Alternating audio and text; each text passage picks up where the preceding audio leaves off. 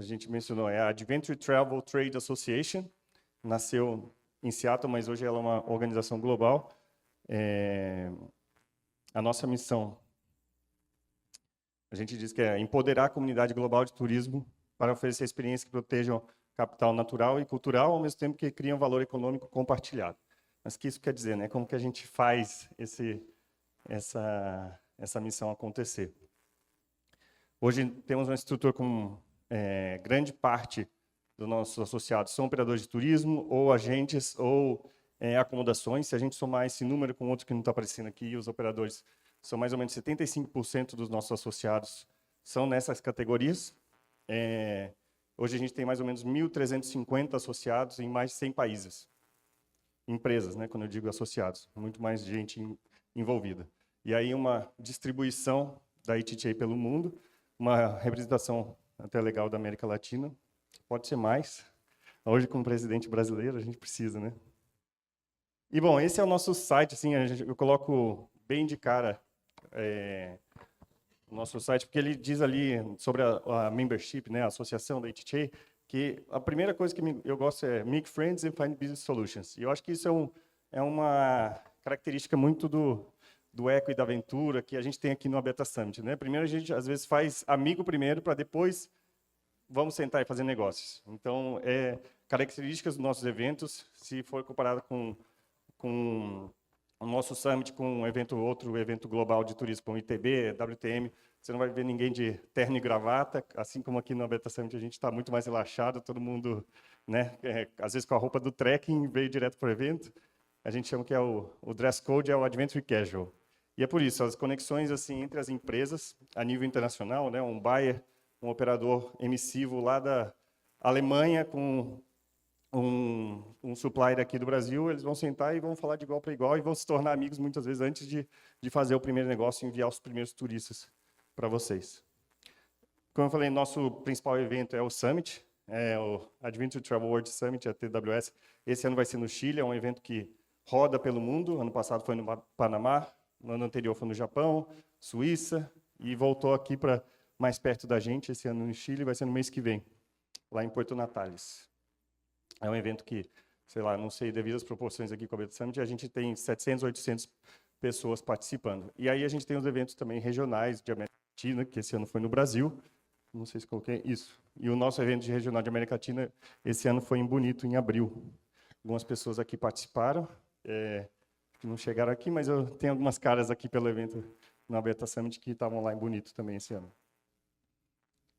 Mas tá, vamos falar sobre tamanho de mercado, né? O meu título ali estava com tendências globais, mas eu vou abordar as duas coisas. Eu dei essa palestra na terça-feira, lá no Equador, e a gente estava mais falando sobre as tendências do que o tamanho em si, mas eu vou abordar os dois temas e a gente vai ver como que a gente pode fazer a partir daí. Mas, em relação ao tamanho de mercado, a gente tem um estudo, a ITTA trabalha com alguns órgãos de pesquisa, universidades, para determinar quanto de dinheiro é movimentado por ecoturismo e turismo de aventura pelo mundo. O último estudo que a gente tinha feito tinha sido em 2017. A gente tinha um número de 683 bilhões. Eram números muito parecidos com indústria têxtil ou outras indústrias também muito importantes, ou que até a gente tem no imaginário que são muito maiores. Mas desde 2017 a gente não atualizava esse número. Esse ano, desde janeiro, o nosso departamento de research começou a trabalhar de novo com algumas universidades para conseguir entender o tamanho, se havia crescido ou diminuído. A gente teve uma pandemia aí no meio e que a gente conseguiu entender que hoje a gente está chegando perto de $1 trilhão. Um mercado em crescimento muito, muito grande. Comparado com 2017, a gente vê, né, saindo de quase 700 bilhões para quase $1 trilhão. E se a gente pegar só o mercado de outbound, né, o mercado emissivo da América do Norte, Estados Unidos e Canadá, não considerando o México, mas Estados Unidos e Canadá, são 160 bilhões de turistas, de dinheiro saindo dos turistas que vão visitar outras partes do mundo desde lá. Para esse estudo, eu não vou entrar muito em detalhes na metodologia, mas a gente sempre teve uma grande definição do que era turismo de aventura, que aqui no Brasil a gente chama muito mais de eco, em outros países, turismo de natureza. Quase, praticamente as mesmas formas de falar a mesma coisa. Nos Estados Unidos, onde nasceu a ETJ, é falar do turismo de aventura, e a gente sempre considerou muito esse triângulo aqui para definir o que era turismo de aventura. Se uma atividade tinha natureza, cultura ou uma atividade física, se pelo menos uma das duas estava incluída, a gente falava que estava dentro do turismo de aventura. E aí a gente foi evoluindo a definição para o que uma atividade de aventura tinha que ter, se tinha um aspecto único, algum desafio pessoal, enfim. Mas o que eu quero chegar nisso é que hoje a gente entende que muitas vezes a viagem não tem uma só característica ou outra, né? A gente viajando, a gente sabe que muitas vezes num dia a gente faz uma caminhada, mas no outro a gente faz uma experiência gastronômica, no outro a gente quer relaxar para descansar. Então, na mesma viagem pode ter diferentes tipos de viagem, né? Não é muito certinho. Eu sou do trekking, eu só faço trekking, não. E às vezes mesmo a gente viaja de um jeito com a família, de outro jeito com amigos. Então, a gente tentou entender mais ou menos o que estava quais nichos ali formavam parte desse turismo de aventura, destrinchando um pouco mais, entendendo que muitas vezes na mesma viagem podia ter mais de um deles, mas chegando nessas porcentagens, a gente tinha 67% do valor global, que isso deu um número de quase $1 trilhão, sendo que a parte cultural sempre um pouquinho maior que as outras. Mas por que a gente, né, como a ETJ e como a Beta, eu falo aqui pelas duas associações, por que a gente acredita tanto nesse segmento, nesse tipo de turismo? Só porque a gente é legal pra caramba, a gente faz caminhada, a gente está na natureza, tira foto no Instagram e tal. Não, porque tem muito número e a gente sabe que esse é um tipo de turismo talvez que é melhor para o planeta, né? Ele protege mais. E protege mais também as pessoas, enfim. A gente fez um estudo em 2015 com o Banco Mundial, o World Bank, e uma das partes desse estudo tentou entender quantos turistas a gente precisava para gerar $10 mil naquele destino. Então, a gente quer gerar $10 mil. Quantos turistas a gente tem que receber de cada nicho? E uma grande diferença a gente viu nesses aqui, principalmente de cruzeiro. A gente precisa de 100 turistas de cruzeiro para deixar $10 mil naquela comunidade.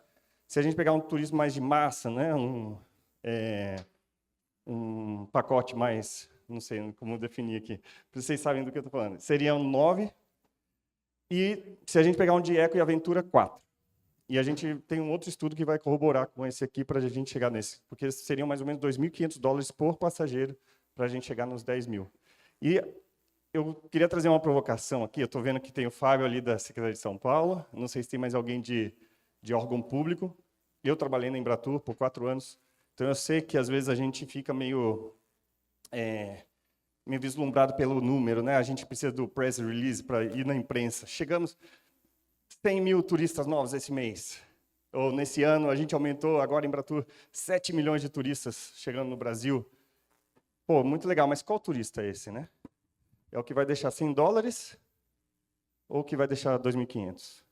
É o que vai realmente trazer valor econômico para a comunidade, que todo mundo vai se beneficiar disso? Ou é só o dono do navio e que muitas vezes o restaurante ali na frente do porto é do mesmo dono? Ou a loja de souvenir que ele vai deixar aqueles $100 também é do mesmo dono? Então, às vezes, até o investimento público, muitas vezes, é muito baseado no número bruto, né? E a gente não está vendo a realidade por trás do que aquele número está querendo dizer. Então, fica aí a provocação para todos os gestores públicos que muitas vezes querem ir lá para a imprensa e falar quantos turistas estão chegando, mas vamos ver a economia local, se aquela economia realmente está mudando ou não. A gente, com a ETJ, tem trabalhado bastante com, principalmente algumas ilhas do Caribe, que por muitos anos, muitas décadas, eles investiram em estrutura para resorts ou para portos, para cruzeiros, e foi muito dinheiro público, dinheiro de imposto de todo mundo da comunidade, para ter aquela estrutura para receber, mas não veio de volta. O turista vai gastar $100 ali e vai embora. Então, hoje, muitos deles têm vindo trabalhar com a ETJ para ver outras formas de como eles podem implementar diferentes tipos de atividades para que realmente a população local seja beneficiada, né? Um outro estudo que a gente fez em 2017, esse com o USAID, foi um projeto muito grande na Jordânia, que a gente desenvolveu a Jordan Trail, que tem lá alguns produtos no Mar Morto, tudo. Mas um dado desse estudo que eu gosto muito é um comparativo da geração de empregos. Quando a gente fala de turismo de massa, e aí eu já estou colocando também o cruzeiro, o resort, comparado com o nosso, a gente gera quase, arredondando para cima, quase 2 vezes mais empregos que um outro tipo de turismo. E, bom, agora falei de 2 estudos de 2015 e 2017, né? Mas vamos passar um pouco para 2025, vamos ver o que a gente tem agora no mercado atual. A gente tem esse estudo que a gente faz com uma certa frequência, o último tinha sido antes da pandemia, mas ele chama de Adventure... não, desculpa, esse não, o próximo. Esse a gente faz todo ano. Adventure Travel Trends and Insights, antigamente a gente chamava de Snapshot, que é tipo uma fotografia do segmento, né? Uma fotografia de como está, o que os nossos operadores, empresas que trabalham estão respondendo do que eles estão vendendo e o que eles estão recebendo de demanda. E, bom, começando para entender, esse estudo foi feito, aqui tem uns dados, mas assim, foi feito no começo do ano, entre fevereiro e abril, com respondentes do mundo inteiro. E aí a gente foi analisar comparativo com os anos anteriores, né? Taxa média de ocupação tem ficado bastante estável. Se a gente olhar aqui de 2021, que foi um ano um pouco ainda, né, com pandemia, mas depois disso, 65% de taxa de ocupação é uma média global. Mas quando a gente olha para a América do Sul, teve um incremento bom, né, de 54% para 63%. E aí, passageiros atendidos. Esse é um gráfico um pouco mais difícil de entender, mas vamos por partes. Se a gente pegar o primeiro, o azul escuro, all regions, todas as regiões, a gente vê que a gente aqui teve uma caída grande, né? Veio a pandemia, 21, depois uma subida, 2023, até cair de novo para 2024. Então, o que aconteceu? O nosso departamento de pesquisa entendeu que isso foi muito razoável de ser, porque não foram só cancelamentos, né? Teve muita extensão, prorrogação de pacotes. Muita gente falou, não, cancela, passa para frente. Então, 2023 tinha aquela demanda reprimida, muitos da América do Norte, e que trouxe a média global para cima e depois caiu. Mas se a gente olhar a América do Sul também, interessante que a gente começou aqui, deu aquela caída, e desde 2020 foi uma ascensão quase estável. Tem crescido bem estável, o que eu acho que para o mercado da América do Sul é muito bom, porque sofrer essas montanhas russas, ir lá para cima e depois no outro ano não ter a mesma demanda, é empregado que você contrata e depois tem que reduzir a equipe, enfim.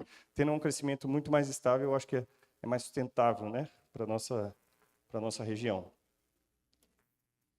E aí, a gente fez um comparativo de receita. Foi uma das perguntas, se a receita de 2024 foi maior, menor, e aí a gente entendeu, ou recebeu que praticamente 18% diminuiu, 10% não teve mudanças, mas se a gente pegar aqui, 72% cresceu de alguma maneira.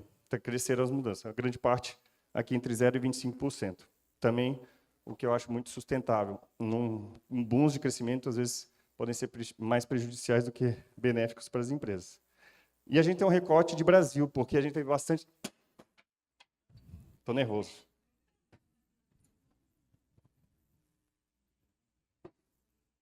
Passa o slide para mim, enquanto... Um slide de Brasil, porque a gente conseguiu fazer um recorte só das empresas brasileiras respondendo esse estudo. Nosso departamento tem um número lá, que é o mínimo de por país para ter um recorte representativo, né, no universo da pesquisa. E o Brasil... Isso, esse. Tá. O Brasil, comparado com o mundo, foi um pouquinho pior. Não que não tenha sido bom, mas só não foi tão bom. Se a gente comparar, no ano passado, média global, que reduziram a receita foi 18, mas no Brasil foi 20. Quem não mudou, 10. No Brasil, 14. Ainda assim, a gente tem, né, 64% de crescimento. Então, grande parte das empresas estão respondendo o crescimento. Só a gente não está crescendo tanto quanto talvez o resto do mundo, a média mundial. Mas outro dado interessante desse snapshot, né, dessa receita, foi quanto os preços das viagens de aventuras a nível mundial qual é o valor médio dessas viagens. E a gente entendeu que está na casa dos $3.000, com o número médio de 8 noites. Esses dois praticamente não têm mudado dos anos anteriores, e uma margem, né, de lucro de 38%. Esse sim mudou. Do ano passado para agora foi um crescimento grande. Ano passado tinha sido 25%, e esse ano aumentou para 31%. E eu acho que tem uma margem de lucro, vou tirar isso aqui que também incomoda. Tem uma margem de lucro na operação, né, tendo mesmo talvez faturamento, é muito importante. A gente tem um dos nossos associados sempre diz que margin is happiness, né? A margem é felicidade, é poder dormir mais tranquilo no travesseiro, você ter uma gordurinha a mais para quando problemas acontecerem. Então, ver essa, talvez, a estabilização nesse número, mas com uma margem crescendo, é bom para o segmento como um todo. E aí, esse estudo também corrobora muito com aquele de 2015 que eu mostrei, né? De quantos 10 mil para gerar na comunidade, a gente tinha 2.500 por passageiro. E a gente fez o estudo desses $3.000 de média, né, das viagens. 76% responderam que fica do dinheiro desses 3 mil, fica na comunidade, fica no destino. Seja contratando operadores locais, o hotel tem a preferência de escolha por hotéis que são de donos locais, restaurantes, enfim. Então, $2.280 é a média que fica no destino. E também foi a primeira vez nesse estudo que a gente perguntou em relação a gastos com artesanato, souvenirs, enfim. E aí a gente chegou nesse número de $227. Se a gente somar esses dois, dá muito próximo de 2.500 que a gente tinha visto em 2015. Então, 10 anos depois a gente vê que esse número ainda se mantém, né? É o gasto médio, uma boa parte do turismo ficando no local, no destino.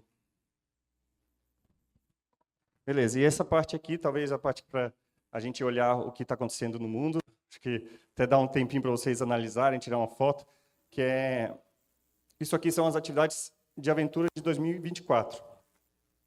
Globalmente, todos os respondentes falaram o que tem sido mais demandante, sendo hiking, caminhada em primeiro lugar, cultura segundo, bicicleta terceiro. Depois safari, observação de aves de vida selvagem. Quarto, gastronomia quinto, bicicleta sexto. Interessante a gente notar que cultura e gastronomia, né, que são muito relacionados em segundo e em quinto lugar, e bicicleta 2 vezes nesse ranking. E a gente pegou o recorde do Brasil também. O que as empresas brasileiras responderam que foram mais demandadas? E tá aí. E a diferença que eu vejo, principalmente, não ter bicicleta. Né? No mundo inteiro tem bicicleta sendo bastante demandada, mas no Brasil os respondentes falaram que não estava nem no top 6. Mas cultura em primeiro, caminhada em primeiro, cultura em segundo, a gente tem fotografia, enfim.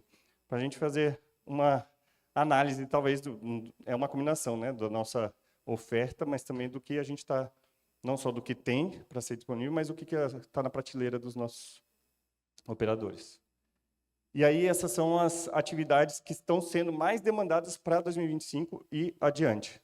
O que os turistas estão pedindo para os operadores, principalmente os operadores emissivos a nível internacional. E a gente vê cultura e gastronomia passando pela primeira vez no top 1, passando caminhada, passando outros tipos de turismo, sendo bastante demandado. Então, acho que uma coisa para a gente pensar, se nos seus produtos, o que você tem oferecido, se o aspecto cultural e a gastronomia estão presentes, porque isso cada vez está sendo mais demandado. Acho que outra coisa interessante é a bike elétrica aparecendo na frente da bike tradicional, e também pela primeira vez nesse estudo, em, não sei, 15 anos que a gente faz, apareceu corrida no top 10. Nunca tinha aparecido running. E bom, então, não sei se alguém quer tirar uma foto disso, porque acho que vale a pena depois levar para fazer um brainstorm em casa, pensar o que se pode fazer, né, tendo em vista o que os turistas estão demandando. Mas, beleza. Agora eu vou trazer um último estudo, antes da gente entrar na reta final, mas que é o HDI. Esse, sim, é um terceiro estudo ou investigação que o nosso departamento de research faz. Esse último tinha sido antes da pandemia, tinha sido em 2019, e finalmente a gente fez outro agora com dados de 2023, a gente conseguiu computar. Esse é um estudo que a gente faz junto com a George Washington University, e ele usa como metodologia vários critérios. Não? Bom, em 3 pilares desse registro para entender quais são os países no mundo com maior potencial, mais preparados para o turismo de aventura. Ele é dividido em 2 grandes categorias de países.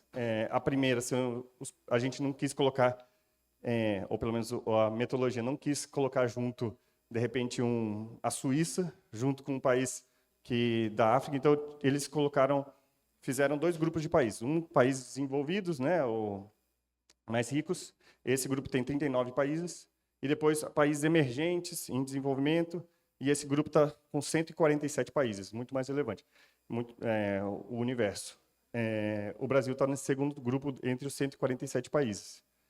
E confesso que em 2019, nos anos anteriores, o Brasil não figurava no top 10, apesar da gente ter uma oferta ou uma vocação, né, para eco e aventura muito grande. Esse estudo leva em conta muitos aspectos para chegar no potencial e preparo para o turismo internacional. Mas esse ano, finalmente, o Brasil entrou de vez e apareceu na 4ª colocação. Em 137 países no mundo, o Brasil em 4º, considerando todos esses aspectos, esses rankings. A metodologia leva em conta Banco Mundial, leva Unesco, enfim, vários órgãos para chegar na pontuação que eles definem. E nesse estudo, bom, quem é associado à ITTA consegue baixar esses 3 estudos que eu estou trazendo aqui, tem todo... Esse aqui tem, não sei, 130 páginas, enfim, um monte de coisa. Mas ele destaca bastante os recursos naturais brasileiros, né, com floresta amazônica, Pantanal, Mata Atlântica, a herança afro-brasileira, enfim. É bem interessante ver por que o Brasil subiu tanto e chegou no 4º lugar. Mas aí, isso aqui é um grau de preparação e o quanto o Brasil está, talvez, bem ranqueado para disponibilizar esse tipo de turismo. Mas aí o Brasil não está... eu queria trazer um pouco da reflexão sobre o Brasil no mercado internacional. E aí eu peço desculpas se eu não tenho dados. Eu vou fazer um recorte muito da ITTA. Só pegar um ar. Um recorte da ITTA. Hoje a gente organiza o principal evento de eco e aventura no mundo, né? Tem muitos outros eventos muito importantes, não vou tirar mérito, sei, e também estratégia de cada um de venda. A gente tem o Remote, tem Emotions, né? A Ana está aqui representando a ITTA também, nossa. Mas, enfim, vou trazer alguns dados dos nossos eventos, a nível internacional, que a gente tem buyers, né, operadores emissivos, outbound, do mundo inteiro na nossa comunidade, e eles vão querendo comprar esse produto, e como o Brasil tem se posicionado. Bom, esse ano o Summit é no Chile, né? Daqui a um mês. Teve Summits que foi no Japão. Era caro pra caramba para a gente ir para lá vender o Brasil. Era longe. Eu demorei 2 dias para chegar, porque não era nem no Tóquio, era no interior de Hokkaido. Então, não é fácil, é caro, é difícil. Mas eu peguei outros 4 países vizinhos nossos aqui para ver quantos empresários estavam lá vendendo o seu país, vendendo seus produtos, né? No Chile, que vai ser esse ano, obviamente muito mais chilenos, né? Estão aproveitando que é em casa, 131 inscritos, empresários. A gente tem 13. Se a gente comparar com a Argentina, Equador, Peru, o Brasil está pior, ou está com menos participação. Desses 13, muitos são jornalistas ou órgãos públicos, Embratur, Mato Grosso do Sul está sendo representado, mas só 8 são empresários. Ah, mas como foi o ano passado? Esse ano está difícil. Ano passado, enfim, no ano passado foi no Panamá. Não era tão longe como no Japão, né? E a gente tinha 32 empresários chilenos, 32 do Equador, o Brasil 8. Mas não eram nem empresários. Na verdade, 8 eram um total de delegação brasileira participando. Empresários mesmo, vendendo o Brasil para gringo, né? Só 2. 2 empresas do Brasil participando no maior evento de ecoturismo e turismo de aventura do mundo. Não estou querendo aqui acusar, apontar dedo, mas para a gente ter uma reflexão do mercado brasileiro como um todo. A gente está em 4º lugar com potencial, mas o Equador, esse tamaninho de país, menor que um monte de estado nosso, tem uma representação muito maior e eles estão vendendo. E aí, esse mercado de $1 trilhão que está disponível é um número que não é meu, o Luizão que me contou ontem, e aí vocês vão perguntar para ele se é verdade ou não, enfim. Mas a gente tem $1 trilhão a nível mundial, mas o Brasil recebe só 7 bilhões, menos de 1%. Então, o país que é em 4º, em um ranking de 137 países, recebe menos de 1% do total mundial de turistas de ecoturismo e turismo de aventura. E, de novo, é o turista que gasta $2.500 no destino. Mas aí teve o nosso evento aqui na América Latina, né? O evento regional da América Latina de ecoturismo e de turismo de aventura, e foi no Brasil. Pô, então, o Breno está aí, trabalhou para caramba, esse aqui acho que perdeu muito cabelo em abril, e foi na nossa casa, né? Então, pô, o Brasil aproveitou. O Brasil estava lá em peso, como o Chile, né? Cadê o Chile está aproveitando que o Summit Global é lá no Chile, 131 empresários participando esse ano. No Summit estão vindo 150 compradores internacionais, grande parte dos Estados Unidos e Europa. Então, o Chile está aproveitando bastante, vai ser no mês que vem. Tenho certeza que o Chile vai vender bastante para essas outras regiões do mundo. Mas o Brasil teve o evento regional de América Latina. Desse evento, a gente tinha 18. Um evento muito menor, 200 pessoas. Nesse evento, a gente tinha 50, mais ou menos, compradores internacionais dos Estados Unidos e Europa. E a gente tinha 18 empresários do Brasil. Só que desses 18, teve muito no-show, enfim. O Breno pode falar até dos números de convidados do Mato Grosso do Sul, mas só 6 empresários que não eram do Mato Grosso do Sul compraram o ticket e foram lá vender seus produtos. Só 6 foram, e a gente tinha 7 do Equador, 7 do Peru, 11 do Chile. Então, evento na nossa casa, com 50 compradores internacionais, e os chilenos estavam aproveitando mais do que... Então, de novo, não é apontando dedo, não é falando assim, cada um tem a sua. Eu estou falando do mercado em geral, né? E aí, talvez umas conclusões para a gente pensar, e muito experiência pessoal, do que eu venho, já são 8 anos de HTA trabalhando no mercado internacional de eco e aventura, e vendo como talvez os empresários chilenos, empresários do Equador, esses que eu mostrei aqui são mais próximos da gente, né? E algumas experiências que eu passei, que eu vi, e eu falei, putz, eu como brasileiro trabalhando na HTA, a nível internacional, eu queria muito que o Brasil desse um salto, né? Então, às vezes, uma mudança de mentalidade é importante, porque eu acho que o Brasil, a gente chegou num patamar de protocolo de segurança, SGS, que é referência para o mundo inteiro. Todo mundo sabe do Aventura Segura, do ISO, das contribuições do Brasil, mas falta o aspecto agora comercial, de vender, de estar pronto para chegar para o operador lá dos Estados Unidos, o operador da Europa, e falar assim, ó, esse é o meu produto, está aqui, custa tanto, essa aqui é a conectividade, enfim. Porque tem países com menos conectividade, menos preparo e que estão vendendo mais que a gente. E aí, um exemplo que aconteceu, só para, às vezes, começar a mudar a chave. Eu acho que tem muita gente aqui, principalmente nessa sala, que já tem isso, mas, no geral, acho que, no geral, se pegar no todo, precisa de uma mudança de chave no dia a dia. DOA, a gente chama de Day of Adventure. É a mesma visita técnica que teve aqui no Beta Summit ontem. E aí, numa DOA, no Summit da HTA em outro país, eu estava fazendo essa visita técnica, tinha um outro brasileiro comigo, e tinha um chileno, um equatoriano, e tinha alguns buyers no mesmo grupo, né? Era um dia de a gente, enfim, foi uma atividade que a gente passou o dia juntos, e eu vi assim, era muito claro, o chileno e o equatoriano grudado nos buyers, falando assim, pô, o que você vende? Qual que é o teu turista? Pô, legal, eu tenho isso. Às vezes é legal, sabe, o cara fazendo negócio. E o brasileiro olhando para a tirolesa e falando, putz, não aplicou o SGS aqui. Faltou o protocolo de segurança. E não estou desmerecendo isso, é importantíssimo. Eu acho que esse know-how do brasileiro isso muitos países não têm. Mas naquele momento específico, era um momento de negócios. Ele estava perdendo, a atenção dele estava voltada para uma coisa quando os chilenos e equatorianos estavam vendendo ali, sabe? Uma outra ocasião, e foi para o Elevate, o evento regional de ecoturismo e turismo de aventura da América Latina. Esse ano, estava conversando, esse é o Santiago Granda, que é um operador equatoriano também, da Maze em Equador. E nessa foto está fazendo negócio com a Bethany, que é dos Estados Unidos. Essa foto não foi do Elevate, só para exemplificando, mas no Elevate, acho que foi em janeiro, fevereiro, eu como brasileiro, ia ser no Mato Grosso do Sul, eu queria mais brasileiros lá, né, para a gente vender o Brasil.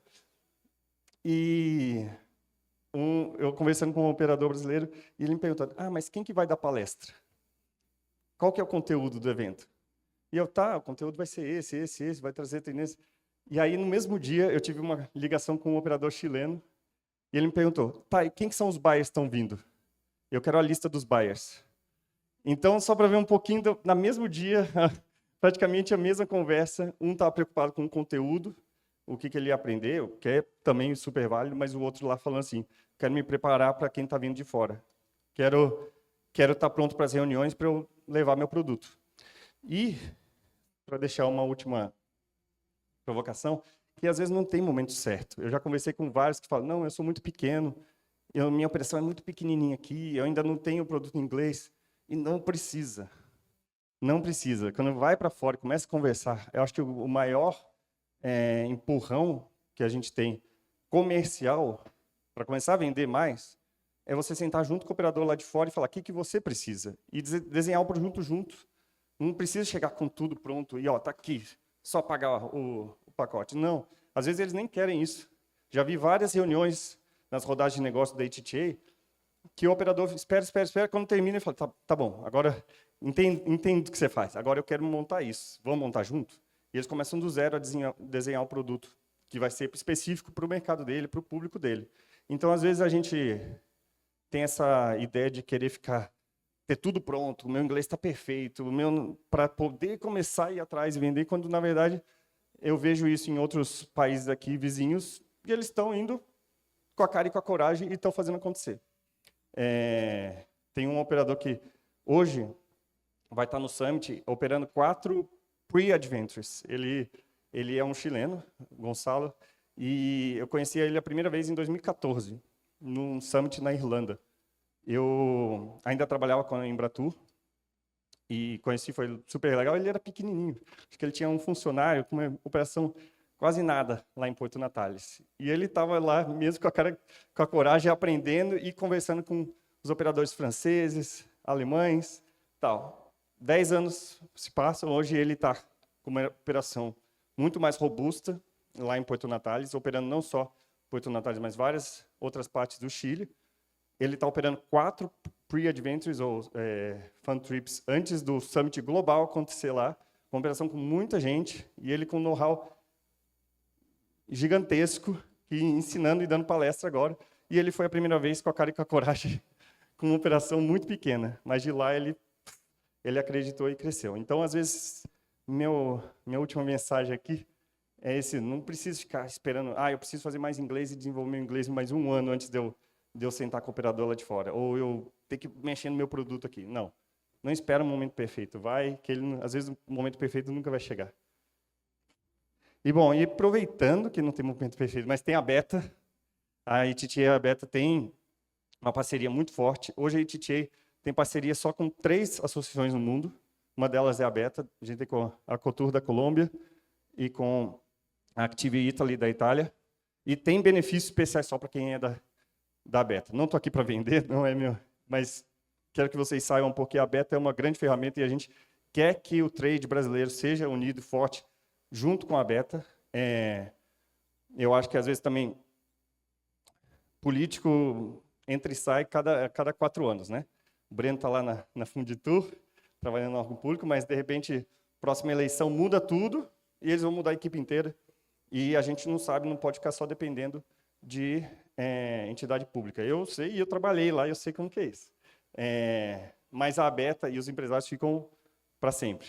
Então, acho que não tem nada, não tem trade mais forte do que quando os empresários estão muito fortes, muito juntos, unidos, e eles podem ter uma representação forte na parte política, na parte pública. Porque quando muda, depois de 4 anos, se o trade está forte, ele já chega com a pressão junto. Ó, a gente quer que o dinheiro seja posto aqui, a gente quer que o dinheiro seja promovido dessa maneira.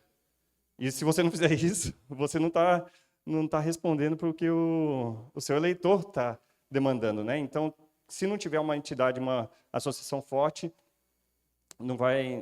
vocês vão ter que ficar esperando a boa vontade de um político que a 4 anos pode ser bom, pode não ser. Pode ajudar o segmento, pode não ajudar. E é isso. Acho que um grande, sei lá, um grande tapa, não é uma palestra muito gostosa de ouvir, mas muitas vezes é legal para a gente pensar. Não trouxe aqui só verdades, trouxe vários exemplos que são exemplos pessoais e podem não refletir o que seja um todo, mas essa é a nossa percepção de ATTA e o que a gente pode estar aqui para ajudar. A gente está aqui justamente para o setor, assim como a Beta. Quem quiser saber mais sobre a nossa associação, sobre o Summit no Chile, que vai ser daqui no mês que vem. E é isso. Eu sou o Diego, estou aberto a conversas. Obrigado.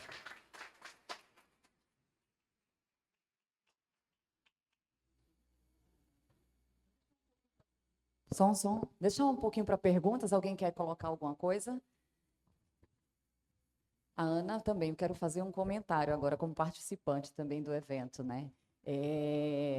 E aí o que você falou, Diego, assim, para mim soa muito claro, né? Eu fui uma das, como profissional, eu fui uma das consultoras curadoras do projeto Visit Brasil, da Embratur. Né? Não sei aqui quem acompanhou o projeto, quem está acompanhando o catálogo do Fio Brasil. Então, ou seja, eu fui uma das consultoras que teve ali todo esse trabalho, junto com a equipe, da gente montar a metodologia e selecionar essas 101 experiências a nível de Brasil. E a dificuldade que a gente tinha era de, primeiro, encontrar essas pessoas, né? E de entender que tudo isso que eles estavam, né, que a Embratur estava querendo fazer justamente a promoção internacional desses empresários, né, que ofereciam experiências de aventura, natureza e várias outras. Então, as perguntas que eles faziam muito, Diego, era desse assim, tá, mas o que é que eu ganho com isso? Né? Você verificava, às vezes, a falta de visão do mercado, de alguns, né? Não eram de todos, outros.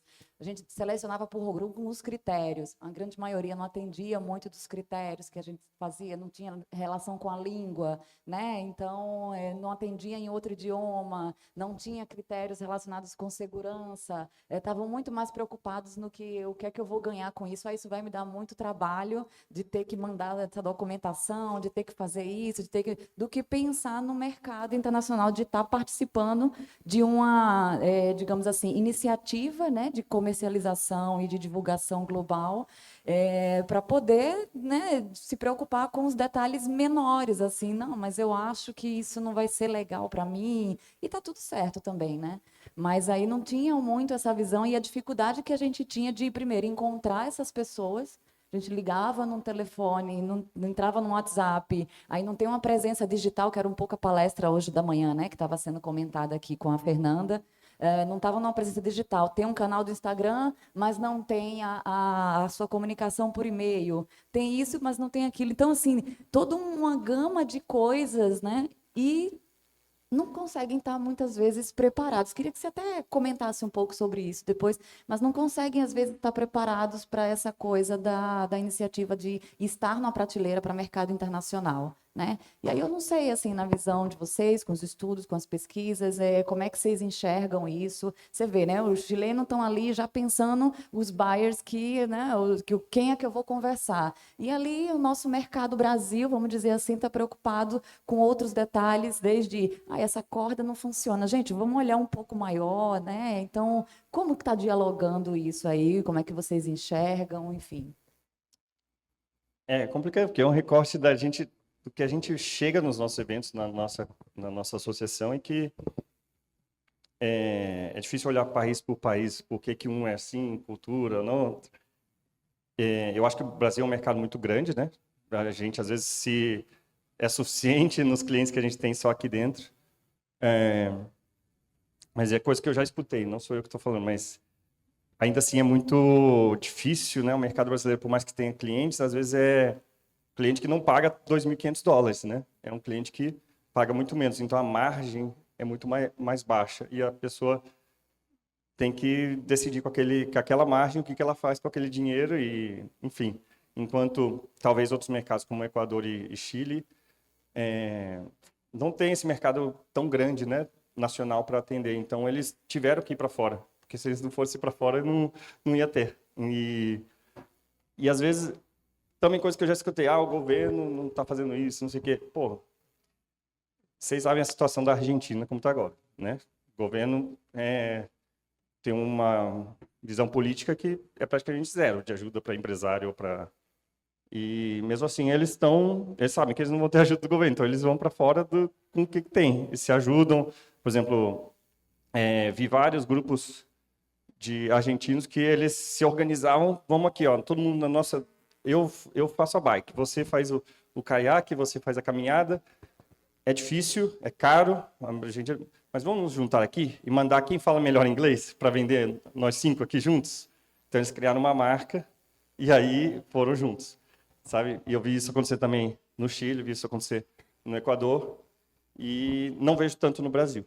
Essa união, às vezes, com o que tem, sabe? Fazer se virar. A gente não é Suíça ou que tem muito dinheiro, né? Eu vejo, a gente teve o Summit em 2022 lá na Suíça. O salário mínimo deles era 4.000 francos suíços. A situação, o custo de vida deles é muito mais confortável do que, de repente, aqui na nossa região. Então, enfim, estou dando votos, mas é uma pergunta muito complexa de por que não se prepara tudo, mas eu acho que o principal empurrão é não, de novo, não esperar o tempo certo. É ir e botar a cara, né? E levar patada. Muitas vezes sentar com o operador de fora para ouvir um não, você não está preparado porque falta isso para o meu cliente. Aí eu volto para casa e falo, putz, então eu tenho que fazer. Mas se nunca for lá tomar essa patada a primeira vez, não vai entender, não vai saber. E é isso que eu vejo do Gonçalo, que foi o exemplo que eu dei aqui. Ele não tinha uma preparação muito, muito pior do que do que tem agora, depois de 10 anos. Mas ele foi com a cara e com a coragem e foi desenvolvendo o produto dele pouco a pouco. Então é isso, eu acho que é meio que se lançar um pouco mesmo, sabendo que, esse mercado é grande pra caramba, né?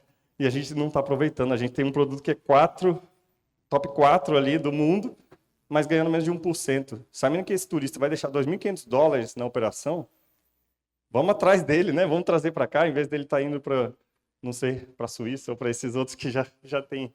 Vamos tirar um pouquinho dessa... Aí é o Diego brasileiro falando, né? Não o Diego Ititi. Corta isso do YouTube. Bom, minha pergunta é outro tema, mas só complementando muito rapidamente isso que vocês estão falando, o que eu vejo acontecer muito aqui do meu olhar de fora, que mais até como viajante, né? Mas, enfim, conversando com as pessoas, com os pequenos empresários e tal, eu perguntando assim, mas vocês estão preparados? Vocês têm para atender o mercado internacional? A gente já atendeu. Quando cai no colo deles, eles se viram e atendem, né? Enfim, mas não tem. Eu sinto que tem esse medo aí, né? Tipo, não, eu não vou dar o primeiro passo porque eu não sei nem por onde começar, não tenho inglês e não sei o quê, enfim. E eu acho que esse conselho aí é maravilhoso. Eu ia voltar lá lá no Snapshot e perguntar se dentro da questão, as atividades principais, se ali dentro de cultura, vocês entendem que ali tem alguma coisa de turismo comunitário, ou se existe um outro item, turismo comunitário, porque, enfim, claro, está tudo misturado, e se vocês acham que dentro, as empresas estão respondendo, né, quando busca de experiência em comunidade está dentro de cultura ali. Vocês chegaram a investigar isso, perguntar? Eu acho que sim, tem que ler de volta. Maravilha. Mas eu acho que o turismo base comunitário está ali dentro da cultura, assim. sim.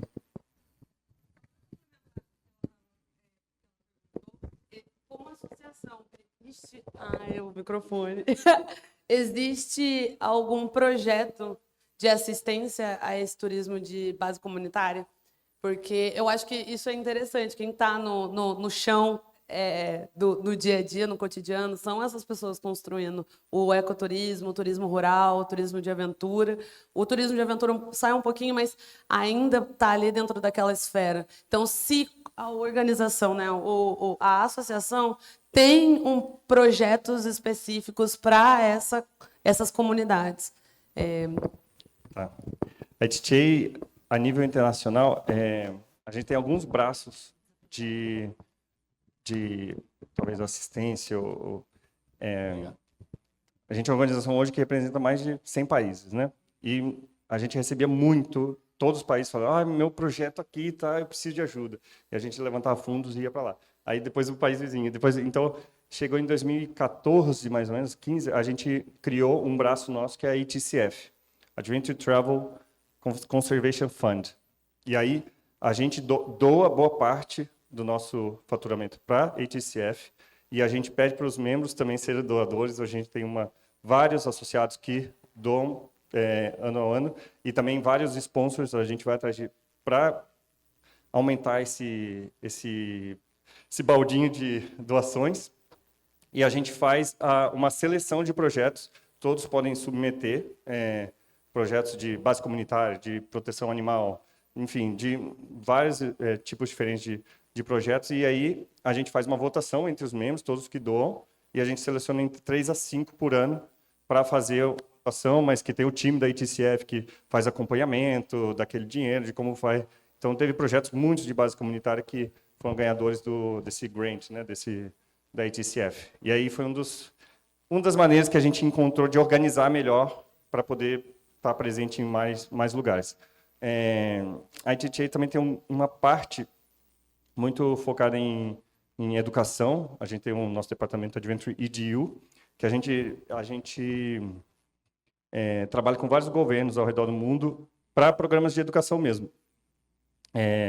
Não estou lembrado aqui se no Brasil já teve algum, mas a gente fez no ano passado, por exemplo, um programa com empresários chilenos que o governo de Aysén, que é uma das regiões do Chile, financiou para 30 empresários sobre marketing e vendas. E aí a gente treina para empresas de eco e turismo de aventura como se posicionar lá. A gente fez um com a Colômbia no ano passado, um com o Panamá, um com o Japão, um com a Tunísia. Então a gente tem vários programas de educação acontecendo pelo mundo. E na pandemia a gente decidiu organizar alguns desses programas, gravamos, aproveitando que estava todo mundo em casa, chamamos os professores, todos fizemos uma gravação e subimos. E hoje a gente tem vários cursos online, que num total a gente vende. Esse curso para associado é um preço, para não associado é mais caro, mas são 8 cursos hoje. Tem de proteção animal, tem de gerenciamento de negócios para pequenas empresas de eco e aventura, tem de vendas, tem de marketing, enfim, e inteligência artificial. E aí, dentro da nossa associação, uma das coisas que é um dos benefícios associados é que todos têm 2 cursos grátis por ano para fazer. Então, é outra empurrãozinho, às vezes, que a gente dá, e às vezes, com empresas ou base comunitária que estão lançando projeto, a gente, às vezes, até chega a dar um pacote de associação para eles terem o curso. É uma das maneiras que a gente tem de contribuir. Jaime Prado, a Beta, tudo bom? Tudo bem. Diego, aqui nesse Summit, alguém colocou em alguma apresentação que nós estávamos na busca para chegar num patamar que lá fora já passou há muito tempo. Não estou afirmando que seja verdade. E aí você fez algumas provocações, como você mesmo falou, né? Que enquanto o brasileiro está lá olhando se está com SGS ou não, o chileno está preocupado com o Baia que está lá e ele quer vender o negócio dele. A minha pergunta é, na experiência de vocês e na visão de mundo da ITTA, como é que nós estamos, exemplo, com o Chile? Ou seja, o Chile, na questão da qualidade da oferta do serviço, na segurança, qualidade do atendimento, como é que nós estamos no mundo em relação a esses que vocês trabalham tanto? Porque possa ser que essa nossa preocupação, possa ser que os chilenos já tenham passado dessa fase de estar na busca de alguma coisa, e isso está sempre na nossa mente, ou o mundo não está preocupado com isso, está preocupado com qualquer coisa que se venda. Tá? Não sei, eu estou também fazendo outra provocação. Uhum. Tá? Não, eu acho, isso, de novo, trazendo minha opinião pessoal, não com dados. Então, mas todas as vezes que eu faço inspeções, visitas técnicas aqui no Brasil, comparado com outros países, eu vejo o nível de segurança e protocolos muito melhor aplicados aqui. sempre com todo passo a passo dá para perceber como a operação teve o protocolo do começo ao fim, tem o SGS bem implementado, e eu não vejo isso em outros países tão bem. Não estou dizendo que são inseguros, estou dizendo que aqui está no outro patamar em relação a isso. Do outro lado, eu vejo eles muito mais, eles sabem vender melhor que a gente. Agora, acabei de sair do Equador, eu vim direto, dei palestra lá na terça-feira, na quarta, quinta noite, estou perdido já. Peguei o voo, cheguei aqui 5h30 da manhã. E daí dirigi para vir para o Met Summit. E o evento foi em Cuenca, não foi nem em Quito. Foi em uma cidade bem menor, né? A terceira. E eu fiz uma inspeção técnica lá, tudo. SGS muito pior. Não estava bem aplicado. Teve uma parte da visita técnica que eu falei, isso aqui precisava do mínimo de uma corda nessa parte aqui da caminhada. Mas tinha 3, 4 buyers lá já querendo produto comprar. E aí é isso que o equatoriano está lá, com o inglês dele mais ou menos, mas já que não, vamos sentar à noite. À noite eu quero te oferecer um jantar para a gente sentar aqui e eu conversar com você. Então eu vejo esse aspecto comercial muito mais desenvolvido, sabe? As pessoas não têm tanto medo, talvez. O brasileiro às vezes fica meio, ai, meu inglês não é tão bom, sabe? Ai, não sei se eu vou passar vergonha. O que importa é se comunicar, né? E vai aperfeiçoando o produto depois com o tempo. Porque, que nem eu falei, às vezes o comprador lá de fora nem quer aquele produto certinho. Ele quer, o meu público aqui é viagem só para mulheres. Isso é uma das tendências que apareceu. Viagem só para mulheres. Isso aqui que você tem, a gente vai ter que reformular tudo. Porque meu grupo não atende. Então, vamos sentar junto e vamos construir o produto junto? Beleza. Então, se o brasileiro quer esperar até aquele produto perfeito, muitas vezes ele vai ter que dar 2 passos para trás na hora de sentar com o francês para mexer naquele produto. Então, vai, sabe? Para de vergonha, só vai. Vai na ITTA. Bom, na nossa associação, hoje a gente tem várias ferramentas que não dependem só de ir para evento também. A gente tem um diretório de membros com o Hub, que é uma plataforma digital, que a gente tem eventos toda semana. E não vejo quase brasileiros participando, quase nada. E tem sempre chileno, equatoriano, peruano. E eles estão lá e nos eventos online tem buyer dos Estados Unidos, da Europa, da Ásia. E às vezes eles pedem, estou precisando de contato na América do Sul. Pô, ele é o primeiro a mostrar o cartão. Então, quem aparece se dá bem. São os outros, né? Ai, nossa, gente, a gente passa o tempo inteiro. Eu tenho umas 2 pessoas aqui, tá? Para a gente poder encerrar, mas depois o Rodrigo vai estar aí, vai estar conversando com vocês.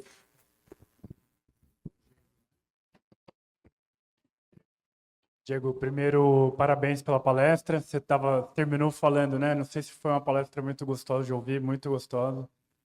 Várias coisas muito interessantes, assim, bacana mesmo. Eu sou o Daniel, da Vivalá. A gente tem uma operadora de turismo sustentável aqui no Brasil. Achei um dos pontos interessantes que você trouxe foi aquela questão das tendências de 1 a 10, ali, das macro tendências, né? Entrando um pouquinho em aventura, especificamente, eu vi ali um espectro grande, né? No aspecto, assim, a corrida, por exemplo, que chegou agora, tá essa febre, né, de corrida, agora cada vez mais gente saindo para fazer maratona, né? Ao mesmo tempo hike, ao mesmo tempo bike elétrica, que me parece algo muito mais light, né? Então, te perguntar se vocês têm uma visão já discriminada ou dentro do mercado como um todo, ou de uma maneira mais segmentada geograficamente, nesse sentido de que qual que é a perspectiva do mercado de aventuras, vou chamar de entrantes, tá? Ou iniciantes, ou etc., para aventuras médias, para aventuras mais extremas, né? O que contempla a maior fatia de mercado? Como é que vocês, né, existe uma visão em relação a isso? Então, acho que essa é a primeira, e acho que uma segunda aqui rapidinha, e até uma provocação também, não sei se existe hoje um valor de mensalidade diferente da ITTA para os 39 países ricos e para os 147 países não tão ricos. Então, vamos lá. Acho que eu vou começar por essa, que é mais fácil. Bem, não é por país, é por tamanho de empresa. Porque, às vezes, pode ter uma operadora brasileira com 100 funcionários, né, com super bem, com faturamento lá em cima, e uma de outro país que o cara está começando. O que a gente faz é por níveis de faturamento. Então, sei lá, até 100 mil dólares por ano, 100 a tantos mil dólares por ano, até os que fazem mais de 10 milhões de dólares por ano.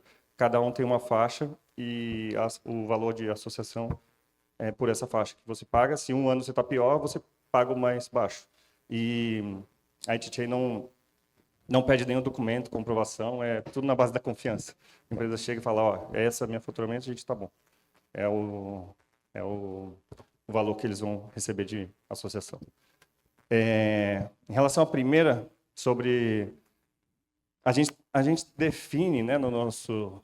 Eu não trouxe aqui porque é um público muito mais avançado, mas a gente tem, nas nossas definições de aventura, a gente tem três categorias muito grandes, que é o Soft Adventure, o Specialized e o Hard. Né? E o Soft é aquela que pode fazer. Às vezes um grau um pouco mais difícil, mais baixo, depende, lógico, da pessoa. Por exemplo, minha tia, a gente foi para o Peru fazer Machu Picchu, ela morre de medo de altura e ela não conseguia fazer. Ela não conseguiu ir porque aquilo para ela já era demais. Então, depende muito de pessoa para pessoa, mas o soft, em geral, são tipos de aventura que todos podem fazer. Desde crianças, pessoas com mais... que precisam de acessibilidade ou mais velhos, enfim. Depois das outras duas, também, mas só que tem níveis, né? O hard já é uma preparação física muito grande, o specialized é mais a preparação técnica. Então, às vezes, muito no specialized pode ser especializado, né? Pode ser... O turista gosta muito de viajar com o próprio equipamento, né? Eu vou pescar em tal lugar, ele leva a vara dele, tudo assim. Eu vou fazer o windsurf, kitesurf em tal lugar, ele leva todo aquele trambolho, por quê? Beleza, mas o soft a gente tem caminhada, tem visitas culturais, turismo de base comunitária, experiências gastronômicas. Dos nossos operadores, desses 1.300 e quantos na nossa base, dos produtos ofertados pelos operadores, 70% a 75% está no soft. Então, é um dado mais ou menos para ter uma noção. A grande maioria dos turistas querem soft, muitas vezes por isso, né? Como eu falei, às vezes você mesmo viaja de maneiras diferentes. E às vezes até o corredor de maratona, no outro dia ele quer um spa para relaxar, no outro ele termina, ele não viaja só para maratona, ele ainda estende um pouco para conhecer o lugar e fazer outras coisas mais tranquilas depois que ele morreu naqueles 42 quilômetros. Então, o turista, ele tem vários pedaços na mesma viagem. Gente, já vieram me clicar ali Puxaram no de ouvido. orelha. Já, orelha. preciso correr com o tempo. Não, mas queria agradecer, Diego, com cara de Rodrigo, né? Que eu chamei. Obrigada, obrigada. Gente, ele vai Valeu. estar aqui para conversar com vocês. Desculpa não passar aí mais as perguntas. Eu tento, mas preciso cumprir o horário, tá? Então, Obrigado. obrigada por estar Vou mais uma continuar vez aí? presente. Parabéns Valeu. pela apresentação.